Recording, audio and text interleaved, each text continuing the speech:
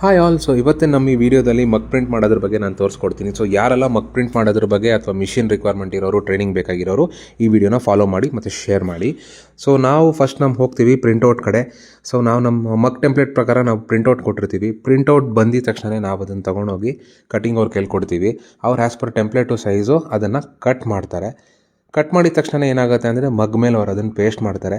Paste ಮಾಡಿದ ತಕ್ಷಣ ಟೈಟಾಗಿ ಅದರ ಅಲೈನ್ಮೆಂಟ್ ಎಲ್ಲ ಚೆಕ್ ಮಾಡ್ಕೊಂಡು ನೀಟಾಗಿ ಅಂಡಿಸ್ಬಿಟ್ಟು ಅದನ್ನು ಫ್ಯೂಸ್ ಮಾಡೋಕ್ಕೆ ರೆಡಿ ಮಾಡಿ ಇಟ್ಕೊಂಡಿರ್ತಾರೆ. ನಾವು ಆ ಮಗ್ನ ತೊಗೊಂಡೋಗಿ ಮಗ್ ಪ್ರೆಸ್ ಮಿಷಿನ್ ಹತ್ರ ಇಟ್ಬಿಟ್ಟು ಮಗ್ ಪ್ರೆಸ್ಸಿಗೆ ಇನ್ಸರ್ಟ್ ಮಾಡ್ತೀವಿ.